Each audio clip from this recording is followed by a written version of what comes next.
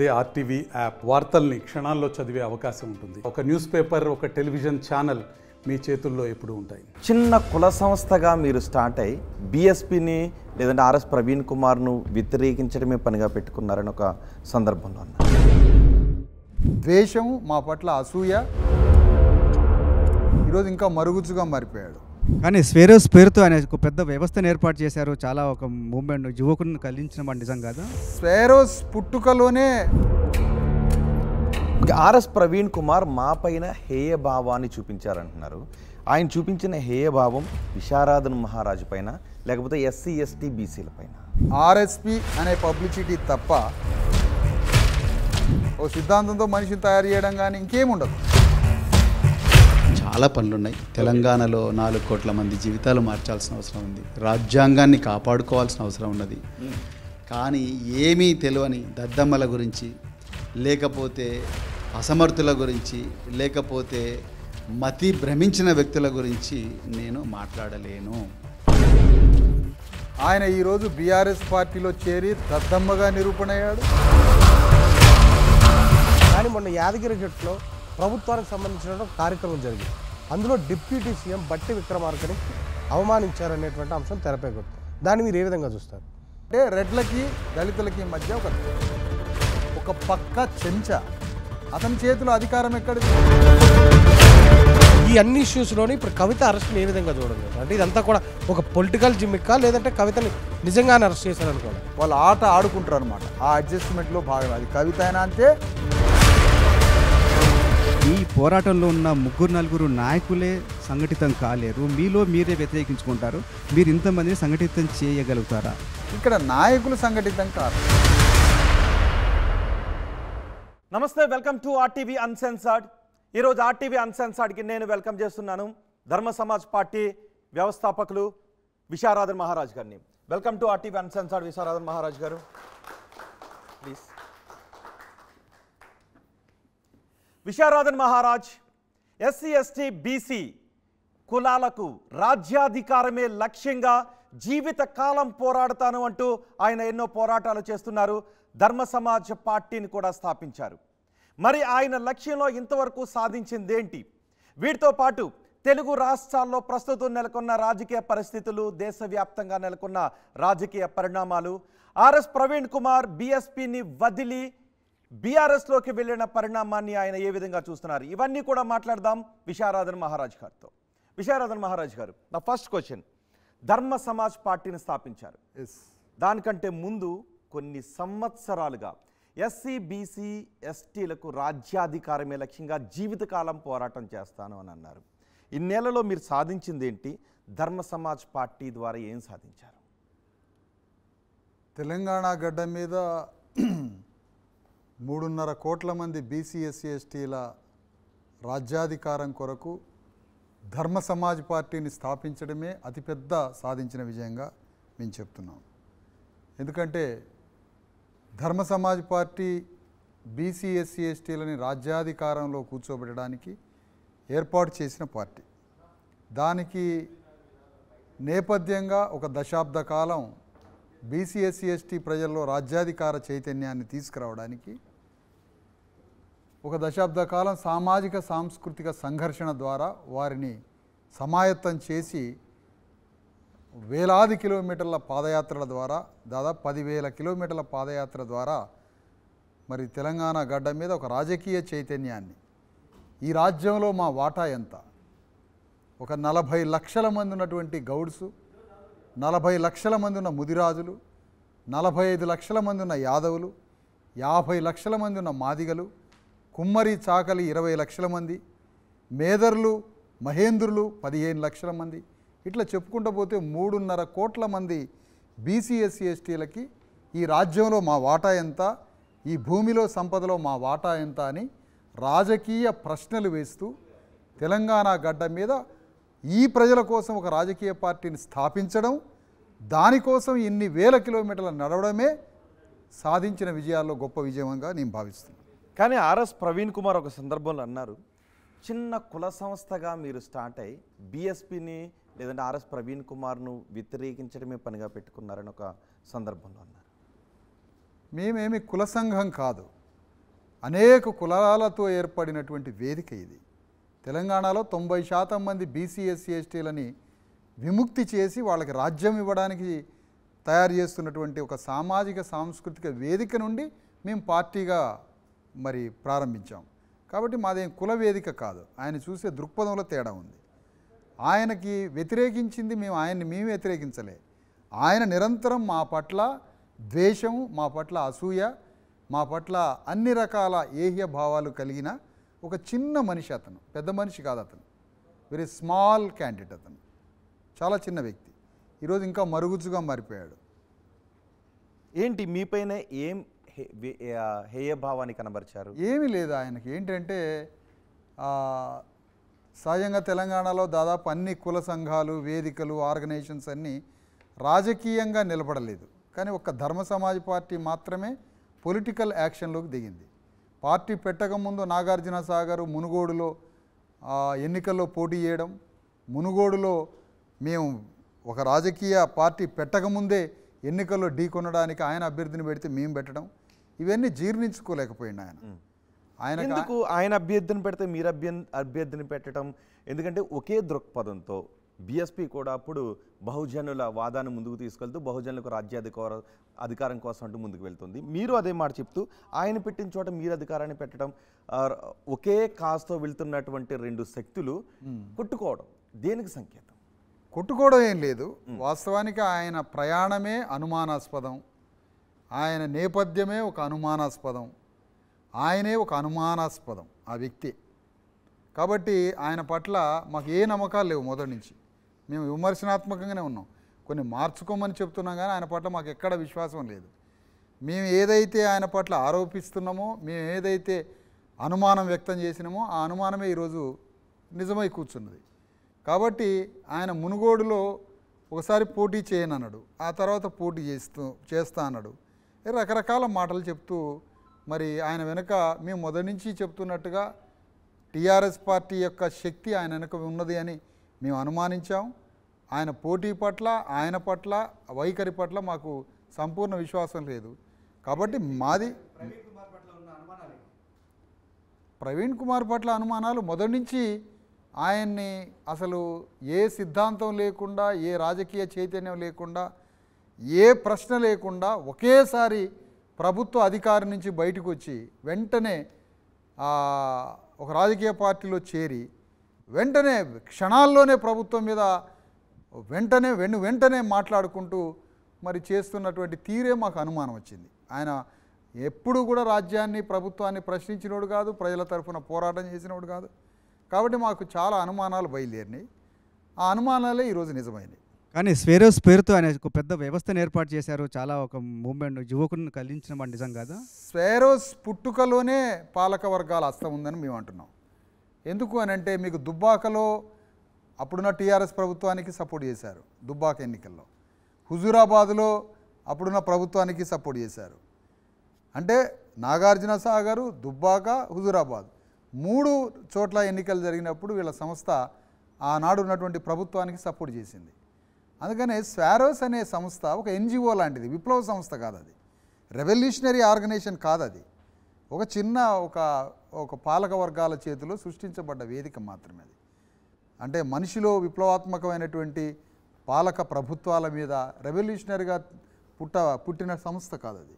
అందుకని మాకు ప్రవీణ్ మీద ఎప్పుడూ మాకు నమ్మకాలు లేవు. ఆయన కొన్ని మార్చుకుంటే మేము నమ్ముతామని చెప్పినాం తప్ప ఆయన మేము ఏనాడు నమ్మలేదు. ఏం మార్చుకోమన్నారు? ఆయన నడిపించే పార్టీ తీరుని, ఆయన స్వభావాన్ని, ఆయన పద్ధతులను మార్చుకోమని చెప్పాము మేము. కానీ మేము చెప్పిన ప్రపోజల్స్ ఎప్పుడు మొత్తం బీఎస్పీ తీరును మార్చుకోమని చెప్పారు. బీఎస్పీలో ఆయన పనిచేస్తున్న తీరుని మార్చుకోమన్నాం. బీఎస్పీ పార్టీ కూడా కొంత సైద్ధాంతికంగా కొంత వెనుకబడిపోయింది కాబట్టి అట్లీస్ట్ నువ్వన్న నీ పద్ధతుల ద్వారా కొంత ఆ వ్యాక్యూమ్ని ఫిలప్ చేయమని అడిగాం. ఆయన యొక్క తీరుని మార్చుకోమన్నాం. సమాఖ్యగా ఏర్పడదామని అడిగాం. ఫెడరల్గా కూడా ఒప్పుకోలే. ఆయన పనితీరుని మార్చుకోలేదు, ఆయన పని యొక్క పద్ధతిని మార్చుకోలేదు. అన్నీ మాకు అనుమానాలే మొదటి నుంచి. ఓకే, ఆర్ఎస్ ప్రవీణ్ కుమార్ మా పైన హేయ భావాన్ని చూపించారంటున్నారు. ఆయన చూపించిన హేయ భావం విశారదన్ మహారాజు పైన, లేకపోతే ఎస్సీ ఎస్టీ బీసీల పైన? అంటే పర్సన్ పైన ఉన్నది. ఆయనకి వర్గాల పట్ల కూడా ఎలాంటి సానుభూతి లేదు. ప్రజలనంతా బ్లఫ్ చేసుకుంటా ప్రజలనంతా మాయ మాటలతో చెప్పుకుంటూ ప్రజల్ని రకరకాలుగా వక్ర మార్గాల్లో నడిపించిండు తప్ప అసలు ప్రజల్ని నడిపించిన పద్ధతి కూడా ఏం లేదు. ఎందుకంటే మీరు మొత్తం ప్రయాణాన్ని చూడండి, ఆయన పబ్లిసిటీ తప్ప, ఆర్ఎస్పి అనే పబ్లిసిటీ తప్ప ఇంకా మరే అంశం కూడా మీకు కనిపించదు. ఓ సిద్ధాంతంతో మనిషిని తయారు చేయడం కానీ ఇంకేముండదు. Only RSP. మౌలి గారు కూడా గుర్తు చేశారు, స్వారోస్ ద్వారా ప్రజల్లో అంతా చైతన్యాన్ని తీసుకొచ్చారు, మీరు ఆర్ఎస్పి అనే బ్రాండ్ని ప్రమోట్ చేసుకోవాలని చూస్తున్నారని అంటున్నారు. కానీ ఆయన అభిమానించే వాళ్ళకు లేకపోతే వీళ్ళందరూ స్వారోస్ గురించి చూపిస్తుంటే మీరెందుకు ఆర్ఎస్పి అనే పదాన్ని మాత్రమే చూస్తున్నారు? అంటే స్వారోస్ అనేది ప్రజల్లో మార్పు తీసుకొచ్చింది ఏమి లేదు. అది ఒక ఓల్డ్ రెసిడెన్షియల్ స్టూడెంట్స్తో ఏర్పడ్డటువంటి వేదిక. దాన్ని సమాజంలో అదంతా ఒక సైంటిఫిక్ మెజర్ లేదు. అది ఒక ప్రమోట్ అయింది మీడియాలో, దాని గురించి మాట్లాడుతూ ఉన్నారు అంత తప్ప అది చేసినటువంటి పని కానీ. ఇప్పుడు ఒక DS4 అనే ఒక సంస్థ ఉన్నది, కాంశీరామ్ గారు పెట్టిన బ్యామ్సెఫ్ అనే ఒక సంస్థ ఉంది. ఆ బ్యామ్సెఫ్ DS4లు ఏం చేసినాయి? కాంశీరామ్ గారు ఏర్పాటు చేసిన బహుజన్ సమాజ్ పార్టీకి కావలసిన ప్రాతిపదికని, పునాదిని కల్చరల్గా, పొలిటికల్గా ఒక ఫౌండేషన్ ఏర్పాటు చేసినాయి. మొత్తము సమ్రాట్ అశోక చక్రవర్తి నుంచి ఇప్పటి వరకు ఉన్నటువంటి ఒక లెగసీ ఫిలాసఫీని వాళ్ళు ప్రజల్లో తాత్వికంగా నిర్మించారు. స్వారోస్ అనేది ఏమైనా ఐడియాలజికల్గా సమాజాన్ని తయారు చేసిందా? మహనీయుల యొక్క పోరాటాన్ని ఏమైనా ప్రజల్లో నేర్పించిందా? కాదు కదా. అది ఒక ఆయన కోసం పెట్టుకున్నటువంటి ఒక చిన్న సంస్థ, అంతగాని చూస్తున్నాం మేము. ఓకే, విశారదన్ మహారాజ్ ఒక పాదయాత్ర చేపడితేనో ఒక బహిరంగ సభ పెడితే కొన్ని వేల మంది, కొన్ని లక్షల మంది వస్తున్నారు.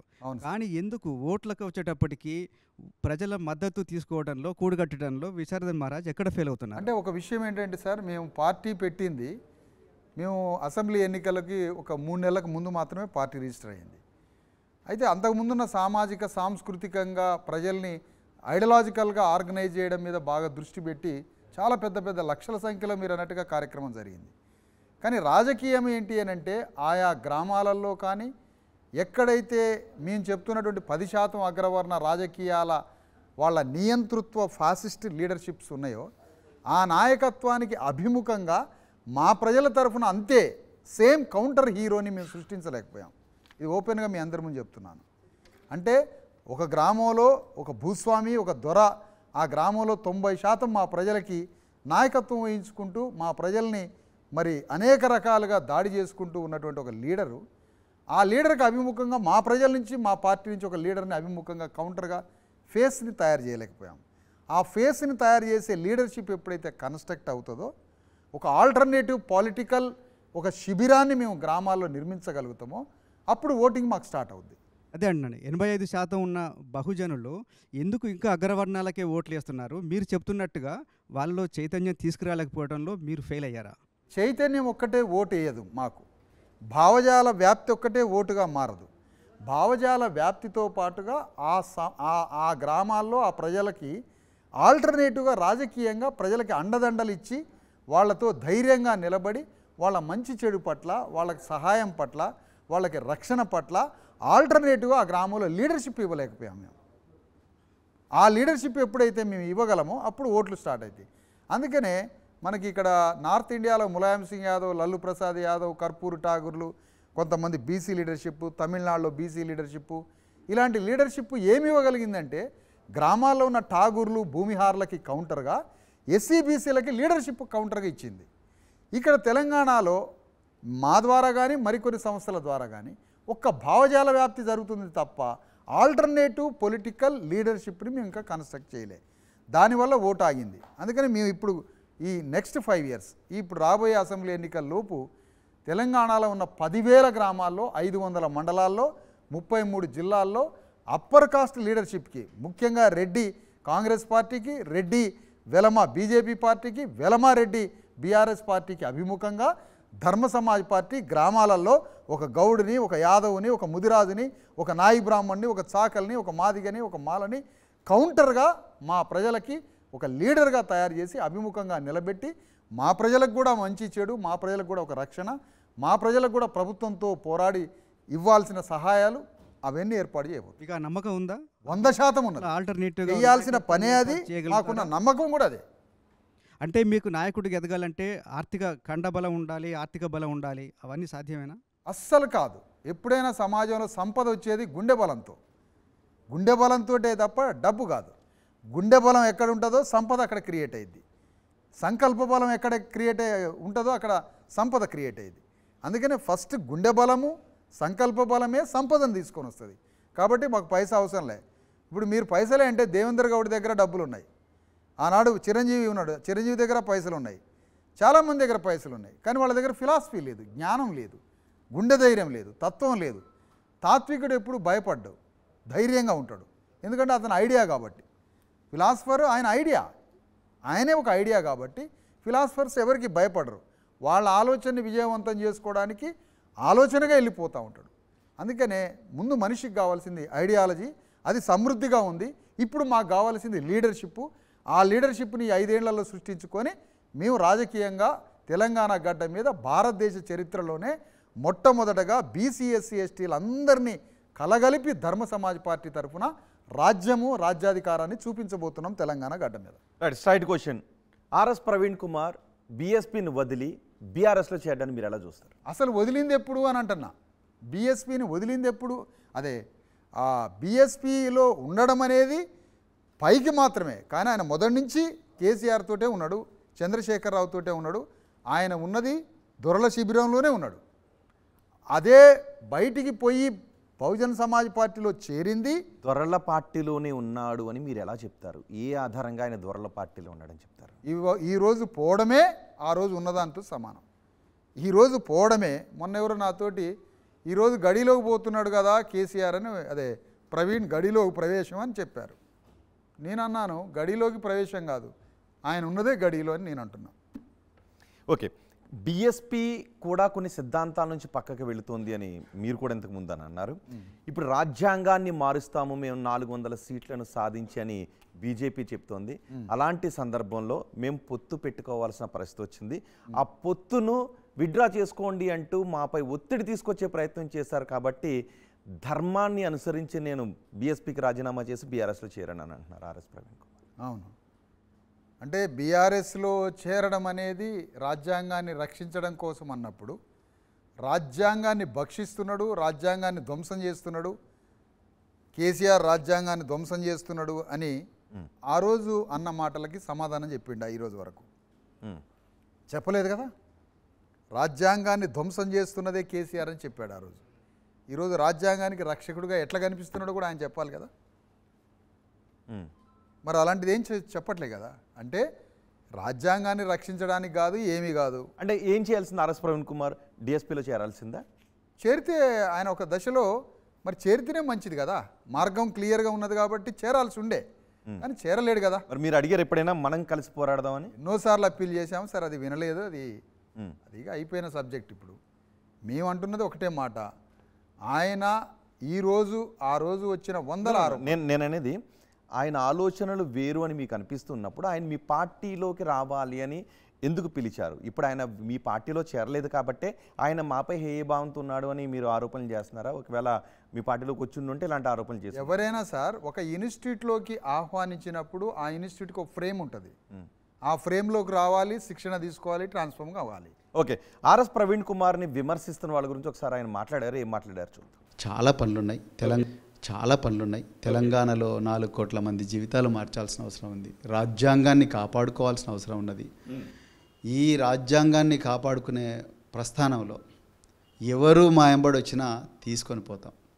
కానీ రాజకీయాల మీద ఏమాత్రం అవగాహన లేని వాళ్ళను, మానసిక రోగులను, నిజంగా చెప్తున్నా, మానసిక రోగులను, సైకోలను, రోబోలను, వాళ్ళనే మాటలను పట్టించుకోవాల్సిన అవసరం లేదు. నాకు నా లక్ష్యం మీద స్పష్టత ఉంది. నేనేం చేస్తున్నానో నాకు తెలుసు. మేము ఎందుకోసం రాజకీయాలకు వచ్చినామో మా పార్టీకి తెలుసు.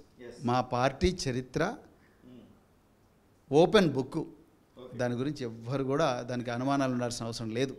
కానీ ఏమీ తెలియని దద్దమ్మల గురించి, లేకపోతే అసమర్థుల గురించి, లేకపోతే మతి భ్రమించిన వ్యక్తుల గురించి నేను మాట్లాడలేను.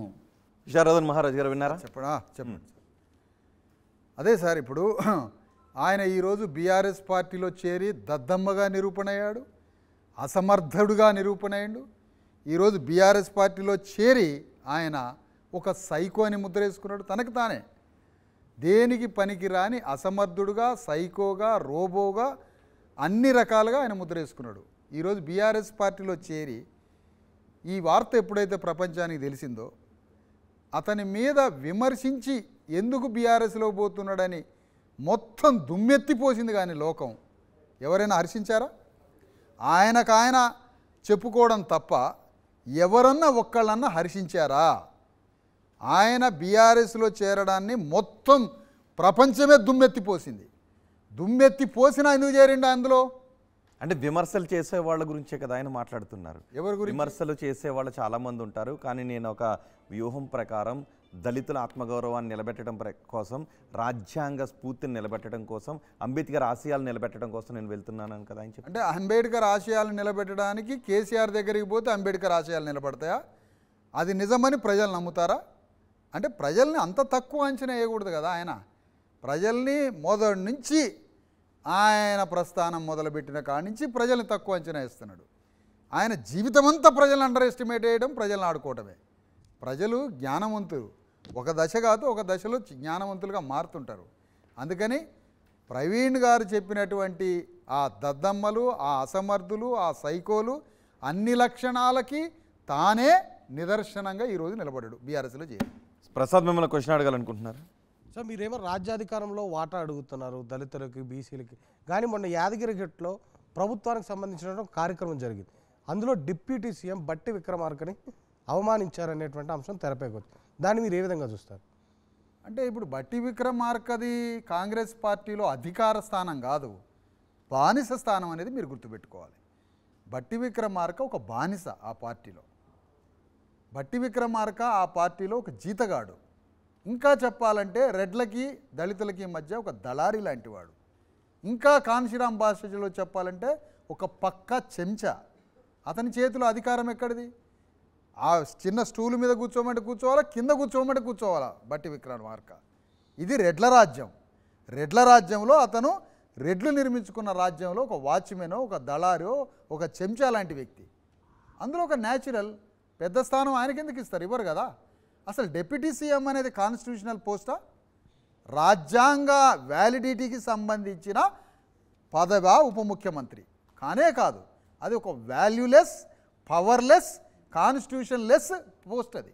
కాబట్టి ఆయన ఉప ముఖ్యమంత్రిగా మేము చూడట్లే, ఒక దళారిగా చూస్తున్నాం. కాబట్టి వాళ్ళు కూర్చోబెట్టడం మేము ఖండిస్తున్నాం. కానీ ఈయన కూర్చోవడంలో వాళ్ళకన్నా ముందు వాళ్ళ దగ్గర కాళ్ళకాడ కూర్చోవడం అనేది చాలా దుర్మార్గమైనటువంటి వ్యవహారం. అయినా ఈ మనకు విలువలు నేర్పుతున్నాయి కదా. శ్రీరాముడి దగ్గర ఆంజనేయుడు సింహాసనం మీద కూర్చున్నాడా, కాళ్ళకాడ కూర్చున్నాడా? సమాజం ఇచ్చిన విలువలు ఏంటి? శ్రీరాముడు పాదాల దగ్గర ఆంజనేయుడు కింద కూర్చుంటాడు. మల్లుబట్టి విక్రమార్క కూడా ఒక ఆంజనేయుడు లాంటి వాడు, ఆ శ్రీరాముడు పాదాల కాడ కూర్చున్నాడు. మొన్నటి వరకు వెలమ రాజ్యం నడిచింది, ఇప్పుడు రెడ్ల రాజ్యం నడుస్తుంది అనుకోవచ్చు తెలంగాణలో. 100% ఇది రెడ్డి రాజ్యమే. తెలంగాణ చరిత్ర కూడా మీరు చూసుకుంటే నవాబుల కింద కానీ నవాబులకు ముందు కానీ వెలమ రాజ్యాలు, రెడ్డి రాజ్యాలే ఉన్నాయి తెలంగాణలో. కాకతీయుల కాలంలో కూడా గోన గన్నారెడ్డి వెలమ రాజ్యాలు, రాచకొండ వెలమ రాజ్యం, కొల్లాపూర్ వెలమ రాజ్యం, గద్వాల, వనపర్తి సంస్థానాలు, ఈ మొత్తం వెలమ రాజ్యాలు రెడ్డి రాజ్యాలే. మొత్తం వెలమ రెడ్లు తన్నుకోవడమే జరిగింది తెలంగాణ చరిత్ర అంతా. ఇప్పుడు అది మళ్ళా పునరావృతం అవుతుంది. అందుకని ఇది పక్కా రేవంత్ది ప్రజాపాలన కాదు, ఇది రెడ్డి పాలన. ఈ రెడ్డి పాలనలో కొన్ని బిచ్చం మెతుకుల్లాగా బీసీ ఎస్సీ ఎస్టీలకు వేస్తున్నారు. ఇది ప్యూర్ రెడ్డి గవర్నమెంట్. ఈ 100 రోజుల పాలనలో తాము ఏదైతే అధికారంలోకి రాకముందు ప్రజలకు హామీలు ఇచ్చామో అన్నీ నెరవేర్చామని రేవంత్ రెడ్డి చెప్తున్నారు. దాన్ని మీరు ఏ విధంగా చూస్తారు? ఇది పచ్చి బోగస్ మాటలు. ఎందుకు అనంటే ఒకటి ఏంటంటే తెలంగాణ పునర్నిర్మాణము అంటే అర్థం తెలంగాణలో బక్కచిక్కిపోయిన, రక్తం లేని, శరీర బలం లేని, బలైపోయినటువంటి పీడితుడు ఎవరైతే ఉన్నారో అతన్ని పునర్నిర్మాణం చేయటం. తెలంగాణ పునర్నిర్మాణం మీన్స్ డిఫైన్ చేయాలి దాన్ని. తెలంగాణ మానవుణ్ణి పునర్నిర్మాణం చేయడం. తెలంగాణ మానవుణ్ణి పునర్నిర్మాణం చేయడం. బస్సులో ఎక్కిస్తే తెలంగాణ పునర్నిర్మాణమా? బస్సులో ఎక్కించి దింపితే 10 రూపాయల ఛార్జీకి పునర్నిర్మాణం అవుతుందా? 200 రూపాయల కరెంటు బిల్లు అంటే 1/4 కిలో మటన్తో సమానం. అది 1/4 కిలో మటన్లు కొనుక్కోలేదా మనం? ఆయన ఇచ్చే కరెంటు బిల్లు పునర్నిర్మాణమా? 500 గ్యాస్ రూపాయలు, 500 సబ్సిడీ అనేది పునర్నిర్మాణమా? 330 రూపాయలు ఏమో సబ్సిడీ. అలాంటిది పునర్నిర్మాణం అని అడుగుతున్నాం. తెలంగాణ పునర్నిర్మాణం అంటే ఏంటి? వేల సంవత్సరాలుగా పీడనకు గురైనటువంటి, మానవ హక్కులకు గురైనటువంటి, మానవ హక్కులు దొరకనటువంటి గురైనటువంటి బాధితుల్ని, పీడితుల్ని పునర్నిర్మాణం చేయటం. దేని ద్వారా?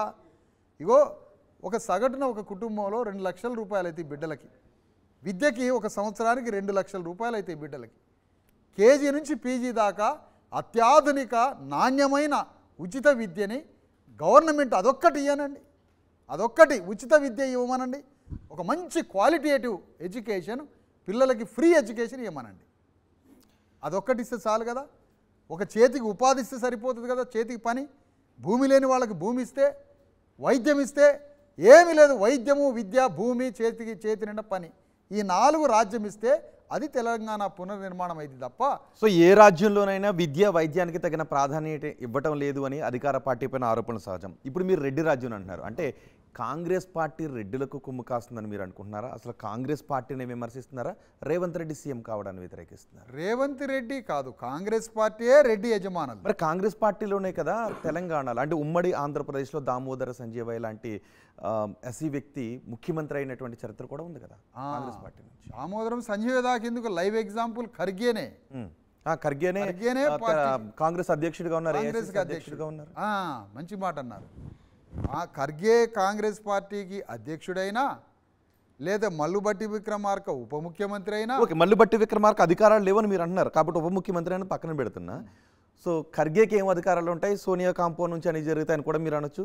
కానీ దామోదర సంజయ్ లాంటి వ్యక్తి ఉమ్మడి ఆంధ్రప్రదేశ్కి ముఖ్యమంత్రి అయింది కాంగ్రెస్ పార్టీ నుంచే కదా. అది ఎన్ని రోజులు ఉంచారు ఆయన్ని? నీలం సంజీవ రెడ్డి అప్పుడున్నటువంటి రెడ్లంతా వాళ్ళ చేతిలో పెట్టుకొని ఏ సందర్భంలో ఆయన్ని ముఖ్యమంత్రిని చేశారు? ఒక ప్రత్యేక సందర్భంలో చేసి కొద్ది కాలంలోనే ఆయన ముఖ్యమంత్రి పీఠాన్ని దింపి మళ్ళీ రెడ్ల అధికారంలోకి వచ్చి ఆయన్ని ఒక స్టాంపుగా ఎలాంటి స్వతంత్ర అధికారాలు లేకుండా దామోదరం సంజీవయ్యని ఆ విధంగా తొలగించారు. కానీ కేవలం రెడ్డి సామాజిక వర్గానికి చెందిన వాళ్ళు ఓట్లేస్తేనే కాంగ్రెస్ అధికారంలోకి లేదు. రెడ్డి సామాజిక వర్గం మొత్తం బీసీ, ఎస్సీ, ఎస్టీలు అందరి యొక్క ఓట్లని కొల్లగొట్టి మాయమాటలు చెప్పి ఓట్లు వేయించుకుంటారు.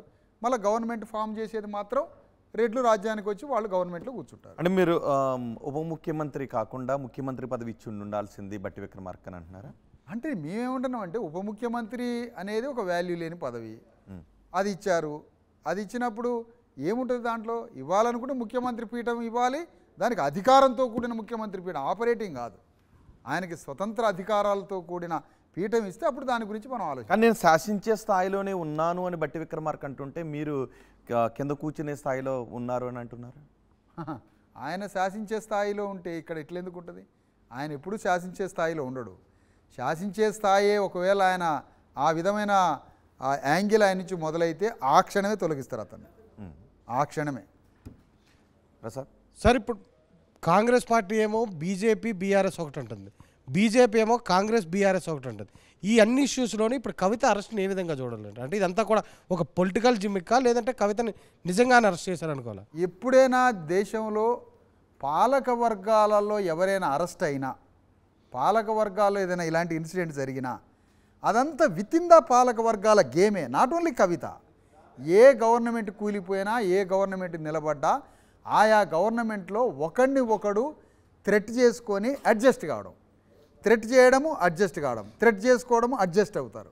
ఇది పాలక వర్గాల మధ్య ఉండే ఒక ఆట, పాలక వర్గాల సంబంధం అట్లా ఉంటుంది. కొంచెం వాళ్ళ అధికారంలోకి వచ్చిన తర్వాత బెదిరించి లొంగ తీసుకోవడం, బెదిరించి లొంగ తీసుకుంటారు తప్ప ఇది కవితే కాదు, ఎవరిని అరెస్ట్ చేసినా అంతే ఉంటుంది. సంపూర్ణంగా ఇదేదో విప్లవం వచ్చినట్టు కార్మిక రాజ్యం వచ్చి భూస్వాముల రాజ్యం కూలిపోయి ఆ భూస్వాముల మొత్తాన్ని జైలు పాలు చేసి ఆ భూస్వాములు సంపాదించిన ఆస్తి మొత్తాన్ని రికవర్ చేయడానికి ఇది ఏమైనా విప్లవమా? కాదు కదా. 10% వర్గాన్ని కూల్చి 90% అధికారంలోకి వస్తే ఆ 10% అప్పటిదాకా ఏలుబడిలో ఉన్న 10% దోచుకున్న సొమ్మంతా రికవరీ అయింది. ఆ 10% ప్రజలు తీసుకుపోయి జైలు పాలు చేస్తారు. ఇది విప్లవం అంటారు. ఇదేమన్నా విప్లవం? ఒక పార్టీ పోయి, ఒక పాలకవర్గ పార్టీ పోయి మరొక పాలకవర్గ పార్టీ వస్తే దాన్ని విప్లవం అన్నారు కదా. అవి పాలక వర్గాలంతా కాసేపు వాళ్ళు ఆట ఆడుకుంటారు అనమాట. ఆ అడ్జస్ట్మెంట్లో భాగం అది. కవిత అయినా అంతే, రేపు రేవంత్ రెడ్డిని ఇంకోటి అరెస్ట్ చేసినా, లేదా రేవంత్ రెడ్డి ఇంకొకరిని అరెస్ట్ చేసినా ఇంతే ఉంటుంది తప్ప ఒక్క పైసా రికవరీ చేయరు వీళ్ళ దగ్గర నుంచి.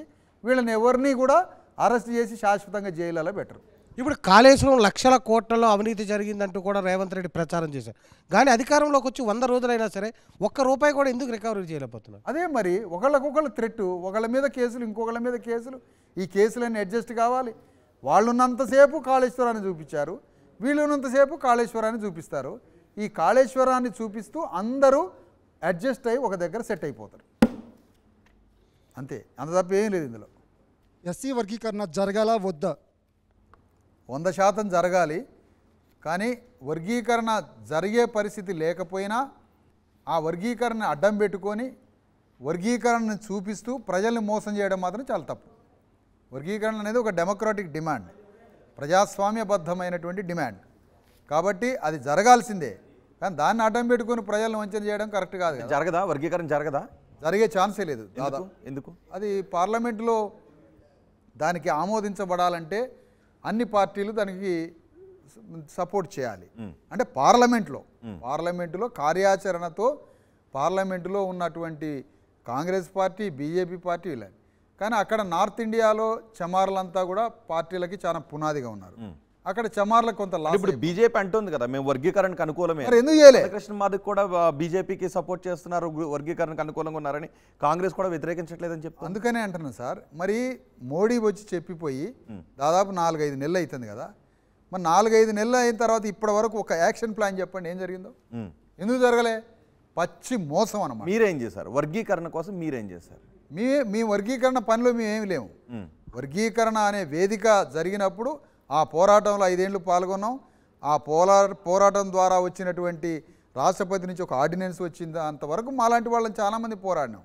ఆర్డినెన్స్ తర్వాత అది జ్యుడిషియరీ కొట్లాటలో ఉంది 2001 నుంచి. 2001-2004 వరకు జరిగినాయి బాగానే.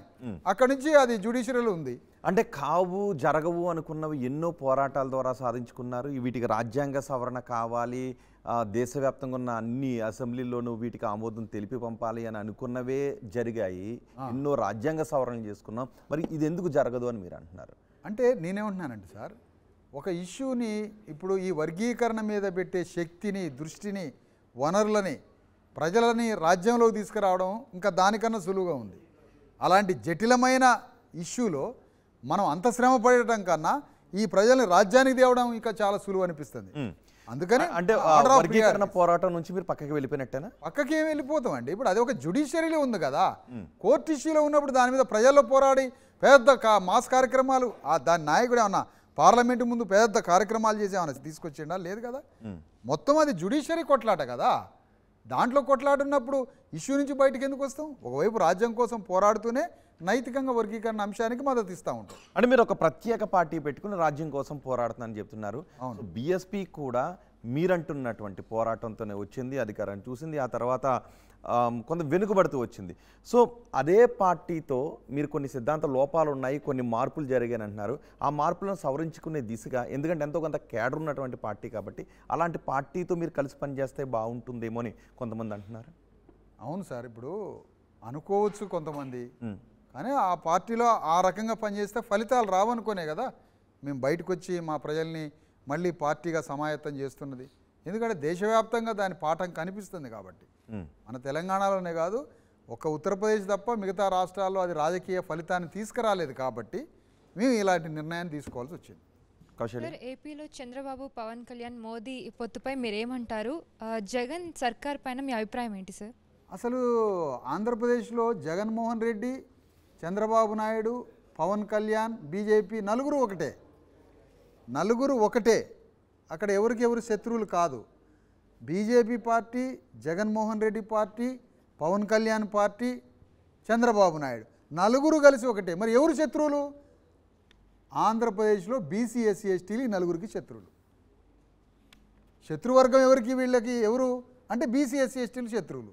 మరి అంతా ఒకటెవరు అంటే 4 పార్టీలు ఒకటే.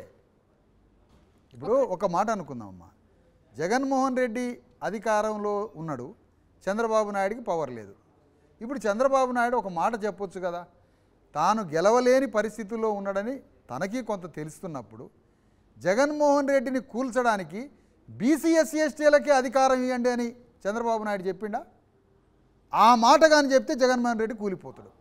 అంటే జగన్మోహన్ రెడ్డి ఉన్నా పర్వాలేదు కానీ బీసీ, ఎస్సీ, ఎస్టీలు మాత్రం అధికారంలోకి రావద్దు. అదే జగన్మోహన్ రెడ్డి ఒక పని చేయొచ్చుగా, అతనికి కూడా ఓడిపోతున్న భయం ఉండొచ్చు. కానీ జగన్మోహన్ రెడ్డి బీసీ ఎస్సీ ఎస్టీలకు అధికారం ఇవ్వండి కానీ చంద్రబాబు నాయుడుకి ఇవ్వబాకండి అని చెప్తున్నాడా?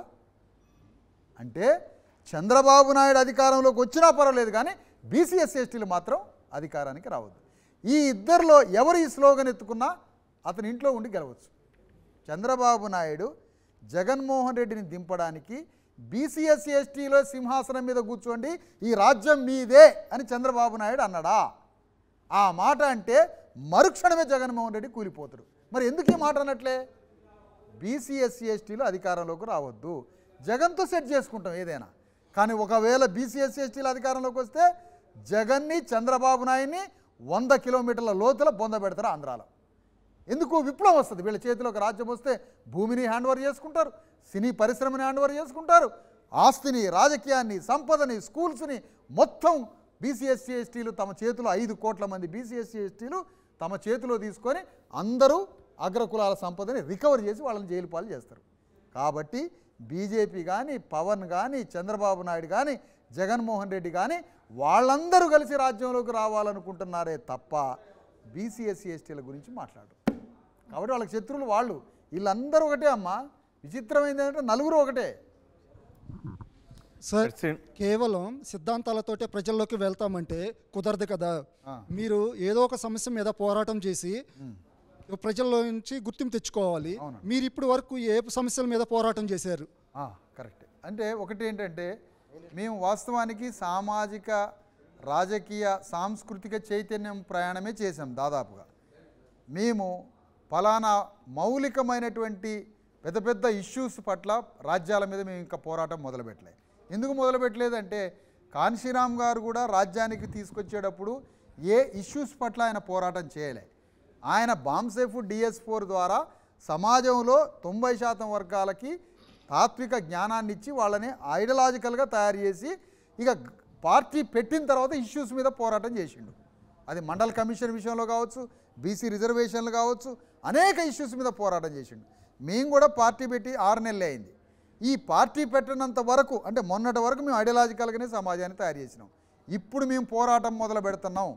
ప్రజల మౌలిక సమస్యల మీద, భూమి మీద పోరాటం, విద్య మీద పోరాటం, వైద్యం మీద పోరాటం, ఉపాధి మీద పోరాటం, మానవ హక్కుల మీద పోరాటం, రాజ్యాంగాన్ని రక్షించుకోవడం పోరాటం. ఇన్ని పోరాటాలని అతి త్వరలో మొదలు పెడుతున్నాం. అతి పెద్ద పోరాటం తెలంగాణలో. తెలంగాణ ఉద్యమం ఎంత పెద్దగా జరిగిందో, భారత స్వాతంత్రోద్యమం ఎంత పెద్దగా జరిగిందో అంత పెద్ద స్థాయిలో తెలంగాణలో లక్షలాది మందిని ఏకం చేసి భూమి కోసం, విద్య కోసం, వైద్యం కోసం, మానవ హక్కుల కోసం, ఉపాధి కోసం ప్రైవేటు మొత్తం ప్రైవేటైజేషన్ అవుతున్న ప్రైవేటైజేషన్లో బీసీ ఎస్సీ ఎస్టీల వాటా కోసం మాట్లాడి పోరాటానికి సిద్ధపడుతున్నాం. మీరే చూడబోతున్నారు త్వరలో. సార్ బహుజన విధానంతో వచ్చిన ప్రతి ఒక్కరూ ఏదో ఒక రోజు వేరే పార్టీల పక్కన చేరిపోతున్నారు. మీరు కూడా అలాగా చేరని గ్యారంటీ ఉందా? నేను అంటున్నా, మీరు అట్లా అన్నప్పుడు నేనంటున్నా నేను 100% అట్లా చెయ్యను అని అంటున్నా. ఎందుకు? మేము సిద్ధాంతం నుంచి, ఐడియాల నుంచి వచ్చిన వాళ్ళం. మీరు అనుమానం వ్యక్తం చేస్తున్నారు కదా. మేమంటున్నాం కదా, మీరు అనుమానం ఎందుకు వ్యక్తం చేస్తున్నారు? ఉంటామని కూడా మీరు నమ్మాలి కదా. ఇప్పుడు అనేక మంది, ఇప్పుడు లల్లు ప్రసాద్ యాదవ్ ఉన్నాడు, నితీష్ కుమార్, నితీష్ కాదు, ములాయం సింగ్ యాదవ్ ఉన్నాడు, మరి తమిళనాడులో కరుణానిధి ఉన్నాడు. ఇట్లా చెప్పుకుంటూ పోతే మరి కాన్షీరామ్ మహానుభావుడు, మరి నిలబడి పోరాటం చేసిన వాళ్ళు కూడా ఉన్నారుగా. పలాయనం చిత్తగించిన వాళ్ళు ఉన్నారు, నిలబడి పోరాటం చేసిన వాళ్ళు ఉన్నారు. మరి వాళ్ళని కూడా ఆదర్శం తీసుకోవాలి కదా. ఎవరో సామాజిక సంస్థలు వేదికలు పెట్టుకుంటారు, ఆ వేదికలు పెట్టుకొని ఎటువంటి పోతున్నాడు. అందుకనే ఐడియాలజికల్గా నిలబడే వాళ్ళని కూడా మీరు చూడాల్సిందే. ధర్మ సమాజ్ పార్టీలో అసలు సభ్యత్వం తీసుకున్న వాళ్ళు ఎంతమంది? ధర్మ సమాజ్ పార్టీ సభ్యత్వం ప్రారంభమైందే మొన్న. ఎందుకు? మాది 120 ఏళ్ళ కాంగ్రెస్ పార్టీ కాదు కదా. మేము పార్టీని రిజిస్ట్రేషన్ చేసి పార్టీని పెట్టి పార్టీని ప్రజలకు తీసుకొచ్చింది ఒక 5 నెలల క్రితం. అందుకని సభ్యత్వం ఇప్పుడు 38,000 సభ్యత్వం ఉంది మా పార్టీకి. అది రైట్. శ్రీని మిమ్మల్ని క్వశ్చన్ అడగల. మీరు సూటి ప్రశ్నలు ఏంటంటే, మీరు ఎన్ని సంవత్సరాల నుంచి ఈ యొక్క ఉద్యమం మొదలుపెట్టారు? అవును, ఆ ఉద్యమం మొదలుపెట్టిన పంచలు నేటి వరకు కూడా మీకు చాలా ఎదురు దెబ్బలు అయితే తగిలి ఉంటాయి. ప్రత్యక్షంగా జరిగి ఉండొచ్చు, లేకపోతే పరోక్షంగా జరిగి ఉండొచ్చు, కుటుంబ దగ్గరకు కూడా వచ్చినటువంటి సందర్భాలు ఉండొచ్చు. ఈ 25-20 ఏళ్ళ ప్రస్థానంలో అంటే 13 ఏళ్ళే వాస్తవానికి. అంతకుముందు మామూలు పార్ట్ టైంగా అనేక ఉద్యమాల్లో విద్యార్థి దశలో కొన్ని రోజులు మీరు బీఎస్పీలో కూడా పనిచేసినటువంటి సందర్భాలు ఉన్నాయి. ఈ మొత్తం సందర్భాన్ని చూస్తూ ఉంటే ఈ సమాజాన్ని నేను మార్చలేనేమో అనేటువంటి థాట్ ఎప్పుడన్నా వచ్చిందా? ఎందుకంటే మొన్నటి ఎలక్షన్స్లో కూడా మీరు పాల్గొన్నారు. మునుగోడు బైపోల్స్లో కూడా మీ పార్టీ, మీరు అప్పటికి పార్టీ పెట్టినప్పటికీ డిఎస్పీ తరఫున ఒకరినైతే నిలబెట్టినటువంటి సందర్భం ఉంది. అక్కడ 2500 పైచిల్ కోట్లు వచ్చినాయి. ఇప్పుడు మొన్న నిలబెట్టిన దగ్గర డిపాజిట్లు కూడా రానటువంటి సందర్భాలు కనబడతాయి. సందర్భంలో నేను ఇంకా చేయలేనేమో అనేటువంటి ఆ బాధ ఎప్పుడు కలగట్లేదా? 100% కలగదు. అది ఎందుకు కలగదు అని అంటే బయలాజికల్ బాడీని మనం బిలీవ్ చేయట్లేదు, మన ఆలోచనని బిలీవ్ చేస్తున్నాం. ఓకే, మన థాట్ ప్రాసెస్ కాబట్టి థాట్ ప్రాసెస్కి ఇవన్నీ ఉండవు కదా. మీ దాదాపు 13 ఏళ్ళని చెప్తున్నారు. మీరు ఇప్పుడు 38,000 మంది సభ్యత్వం అంటున్నారు. 3,55,00,000 పైచిలకు ఉన్నటువంటి ఓటర్లను మీరు కలవాల్సినటువంటి సందర్భం ఉంటుంది. ఇంతమందిని మీరు మొబిలైజ్ చేయాలంటే ఇంకా ఎన్ని సంవత్సరాలు పట్టచ్చు అంటారు? అది అంటే మేము తెలంగాణలో గవర్నమెంట్ ఫామ్ చేయాలనుకుంటున్నది మాత్రం ఒక దశాబ్ద కాలం, 10 ఇయర్స్ పెట్టుకున్నాం. మేము పార్టీ పెట్టింది మొన్న. మేము అడుగుతున్న డ్యూరేషన్ కూడా 10 ఏళ్ళు కదా. ఓకే, 10 ఏళ్లలో రాజ్యం తేవడం అనేది సింపుల్ చిన్న విషయమే కదా. అవును, ఆఫ్ కోర్స్ పార్టీ పెట్టడానికి 10 మీరు పొలిటికల్గా అచీవ్మెంట్ సాధించాలంటే ఖచ్చితంగా పొలిటికల్ స్టెప్స్ వేయాల్సిందే. మీరు అనుకునేటువంటి వాదాలు కూడా పనిచేయవు. ఈ కాలంలో కాంశీరావు నాటి కాలం వేరు, ఈ కాలం వేరు. ఇది కంప్యూటరైజ్డ్ యుగం కాబట్టి ఇదే వేలో పోవాలని కొంతమంది మాట్లాడుతున్నారు, రాజకీయవేత్తలు మాట్లాడుతున్నటువంటి సందర్భం కూడా ఉంది. మీరు ఖచ్చితంగా పొత్తులో పోవాల్సినటువంటి సందర్భాలు కూడా వస్తాయి. మీరు అవునన్నా కాదన్నా కొన్నిసార్లు కొంతమంది సహాయం కూడా తీసుకోవాల్సి వస్తుంది. ఒంటొద్దు పోకడా నేను పోతున్నా అని చెప్పేసి అనిపించట్లేదా? అంటే నేనేమన్నా అంటే సార్, పొత్తులకి ఎప్పుడు పోవాలి అంటే మన పార్టీ భావజాల వ్యాప్తి ఇంకా తీసుకురావాలి. మనం కూడా సగానికి పైగా సీట్లలో పోటీ చేసి గెలిచే స్థితి వచ్చినప్పుడు పొత్తులకు పోయినప్పుడు మనకు బలం. అట్లా కాకుండా అతవాలే అని ఒక మహారాష్ట్రలో ఆర్పిఐ పార్టీ ఆయన ఉన్నాడు, లేకపోతే రామ్ విలాస్ పాశ్వాన్ అని ఒక ఆయన ఉన్నాడు. వీళ్ళ జీవితాంతం ఒక టికెట్ అడుక్కుంటారు వాళ్ళ పార్టీ నుంచి. అదేమైనా రాజ్యం తెచ్చేదా, సమాజంలో మార్పు తెచ్చేదా, సమాజంలో విప్లవాన్ని తెచ్చేదా? మనం సగానికి పైగా సీట్లని బార్గెనింగ్ చేయడం, బెగ్గింగ్ చేయడం కాదు, బార్గెనింగ్ చేయడం. అట్లా సగానికి సీట్లకు పైగా బార్గెనింగ్ చేసే కెపాసిటీ వచ్చినప్పుడు ఏదైనా పార్టీతో పొత్తు పెట్టుకుంటే అప్పుడు నువ్వు దాంట్లో నుంచి రాజ్యం తెచ్చుకునే ప్రస్థానంలోకి పోవచ్చు. అందుకని 1-2 సీట్లకు కాకుండా మన పార్టీ కూడా సమాజాన్ని ఇప్పుడు ఆంధ్రప్రదేశ్లో ఎత్తున పవన్ కళ్యాణ్ 21 సీట్ల కోసం పొత్తు పెట్టుకున్న దానిపైన రకరకాల చర్చ జరుగుతుంది. మీరు ఎలా చూస్తారు దాన్ని?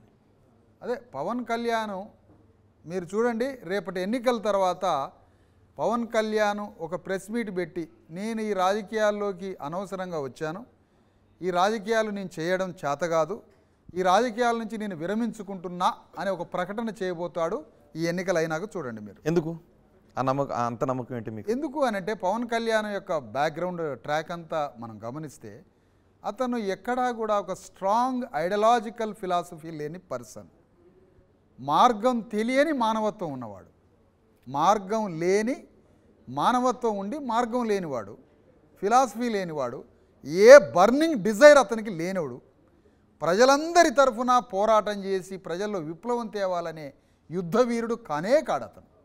జనరల్గా మానవత్వం ఉన్న మనిషి.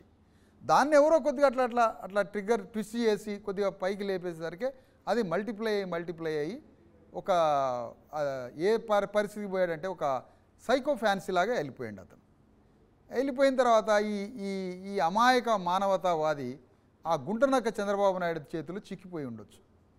ఆ విధంగా ప్రస్థానం ముగియబోతుంది.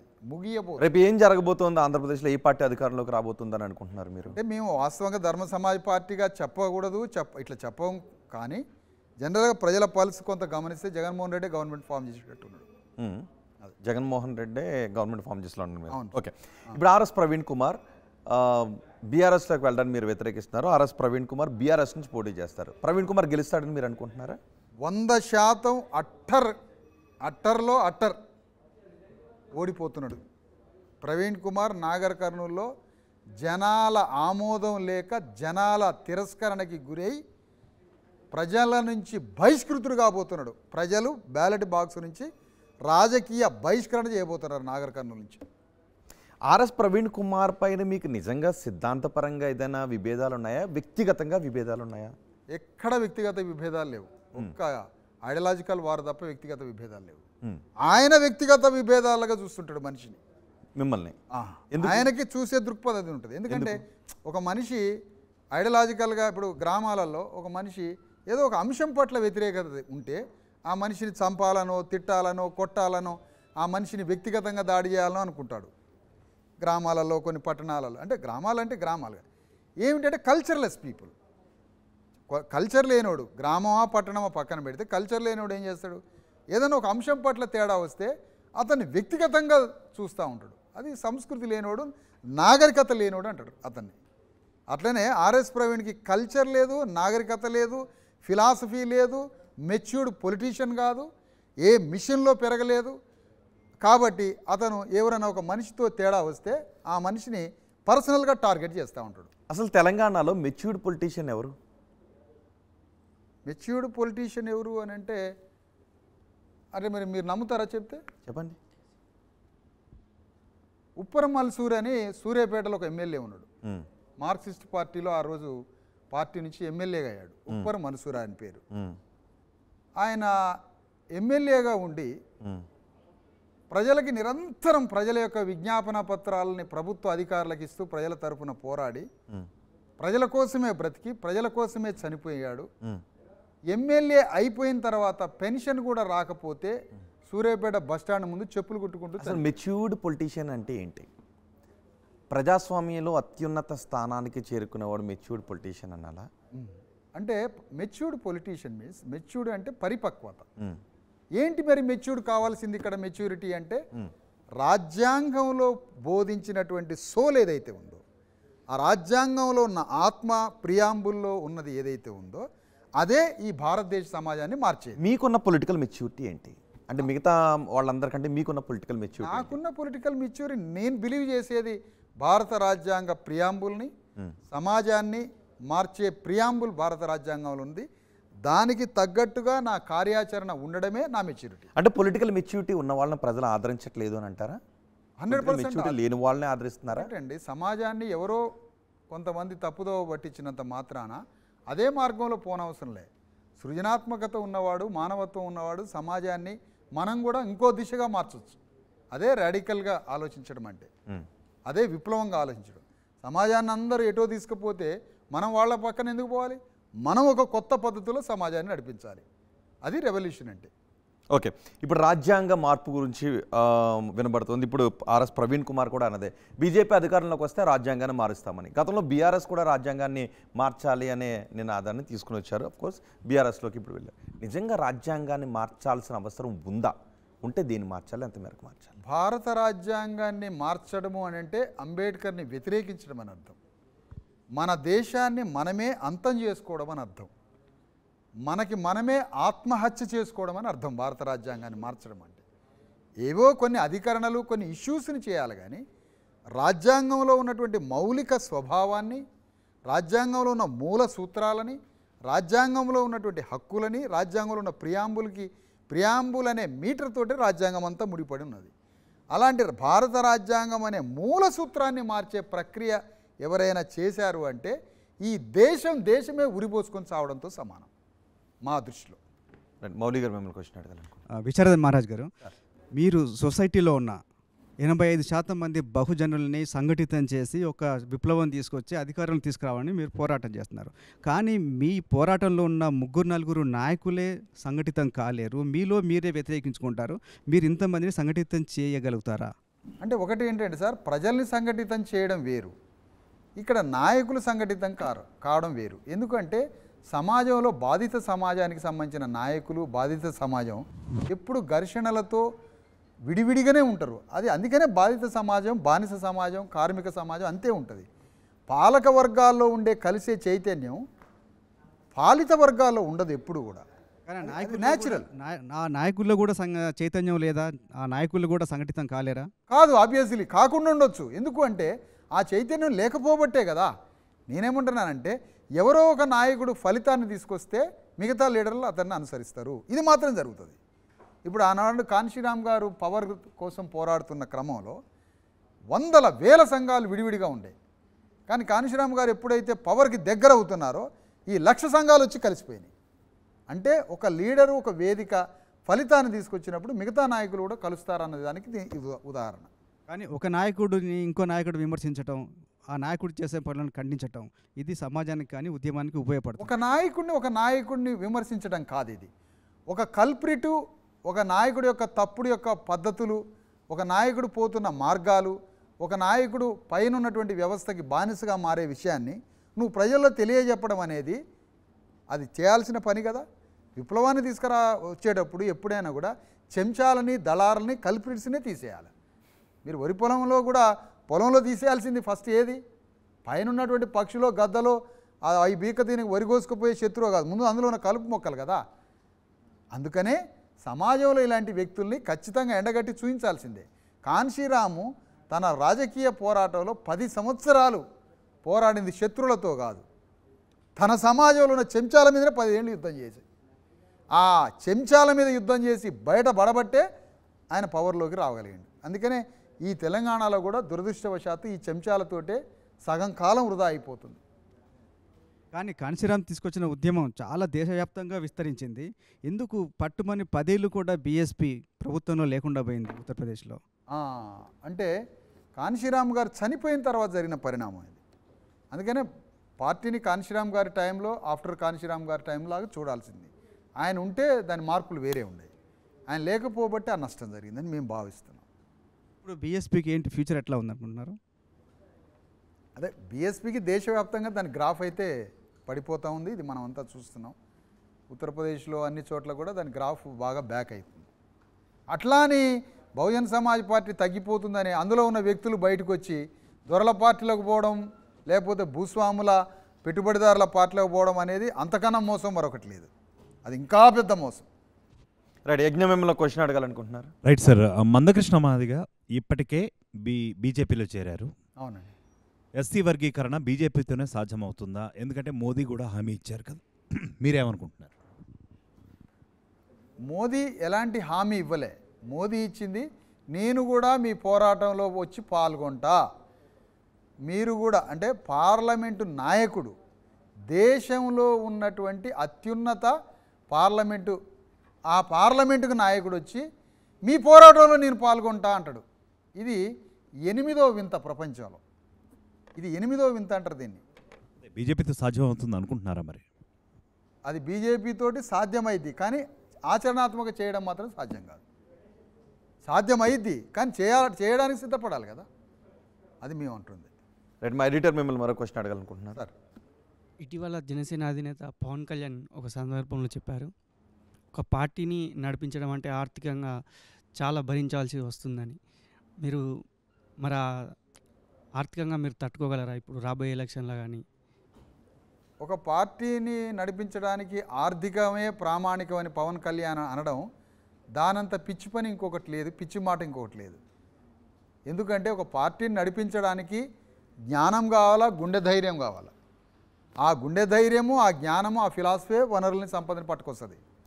అందుకని పవన్ కళ్యాణ్ చెప్పిందే పిచ్చి స్టేట్మెంటు. ఎందుకు? మధ్యప్రదేశ్ అనే రాష్ట్రంలో హిజ్రాలు అందరూ కలిసి ఒక రాజకీయ పార్టీని పెట్టారు. మున్సిపల్ చైర్మన్ని ఒక 4 వార్డు మెంబర్లను గెలిపించుకున్నారు.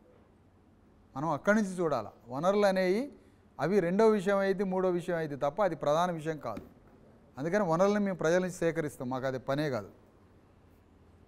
రైట్, రేపు తెలంగాణలో లోక్సభ ఎన్నికల్లో ఏం జరగబోతుంది? 17 పార్లమెంటు స్థానాల్లో ఎవరు ఎన్ని పార్టీలు గెలుచుకోబోతున్నారని అనిపిస్తుంది?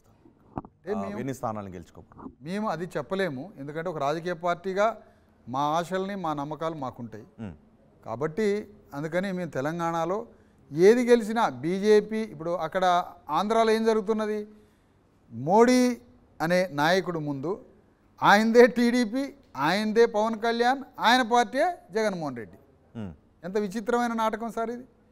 తమిళనాడులో కూడా ఆయన చేతిలోనే 2-3 పార్టీలు. అట్లనే రేపు ఇక్కడ కూడా, రేపు తెలంగాణలో కూడా మోడీ చేతిలోకి కేసీఆర్ పోతాడు, మోడీ చేతిలోకి కాంగ్రెస్లో ఉన్నటువంటి నాయకులు పోతారు. వాళ్ళంతా ఎవరు పోతారు? కాంగ్రెస్లో ఉన్న నాయకులు. కాంగ్రెస్లో ఉన్న నాయకులు డెఫినెట్గా పోతారు. ఆ సీఎం పీఠం నీకు సీఎం పీఠానికి ఎలాంటి భద్రత లేదు, నీకు సీఎం పీఠానికి ఎలాంటి ముప్పు లేదు, నేను భద్రత ఇస్తా అంటే రేవంత్ రెడ్డి మోడీతో చేతులు కలిపినా ఆశ్చర్యం లేదు. ఓకే, ఆర్ఎస్ ప్రవీణ్ కుమార్పై మీరు పోటీ చేస్తారా? నాగర్ కర్నూలు ఆర్ఎస్ ప్రవీణ్ కుమార్ పోటీ చేస్తున్నారు కాబట్టి మీరు మీ పార్టీ నుంచి ఏమైనా పోటీ చేసే అవకాశం ఉందా? ఇప్పటివరకు మాకు అలాంటి ఆలోచన లేదు. కాబట్టి మా పార్టీలో మీటింగ్ జరగబోతుంది. ఆ మీటింగ్లో మేము నిర్ణయం, అంటే ప్రతి రాజకీయ పార్టీకి ఎన్నికలు పరమావధి, గెలవటం కూడా పరమావధి కాబట్టి ఆల్రెడీ మొన్న అసెంబ్లీ ఎన్నికలు అయిపోయాయి, ఇప్పుడు పార్లమెంట్ ఎన్నికలు అయిపోతున్నాయి. స్థానిక సంస్థల కోసం మాత్రమే ప్రయత్నాలు చేస్తారు. ఇప్పుడు పార్లమెంట్ ఎన్నికల్లో పోటీ చేయలేరా? పోటీ చేయబోతున్నాం. అంటే మీరు ఆర్ఎస్ ప్రవీణ్ కుమార్పై పోటీ చేయగలుగుతారా? అందుకని మేము పార్టీలో నిర్ణయం తీసుకోబోతున్నాం ఒక 2 days మీటింగ్లో. ఆ డెసిషన్ తోటి మీ పార్టీ నుంచి ఎవరైనా అభ్యర్థిని పెడతారా, మీరే పోటీ చేసే అవకాశం ఉంటుందా? అంటే మా పార్టీ నుంచి అభ్యర్థి అయితే కంపల్సరీ ఉంటాడు. ఎవరు అనేది అభ్యర్థి నేను 2 daysలో చెప్పగలను. థ్యాంక్ యూ వెరీ మచ్ అండి. ఇవి ధర్మ సమాజ్ పార్టీ వ్యవస్థాపకులు విశారదన్ మహారాజ్ గారితో ఆర్టీవీ అన్సెన్సర్డ్ విశేషాలు. తాజా సమాచారం కోసం చూస్తూనే ఉండండి ఆర్టీవీ. మరిన్ని వీడియోస్ కోసం ఛానల్ ని సబ్స్క్రైబ్ చేయండి. లేటెస్ట్ అప్డేట్స్ కోసం వాట్సాప్ ఛానల్ ని ఫాలో చేయండి. అండ్ లింక్ డిస్క్రిప్షన్ లో ఉంది.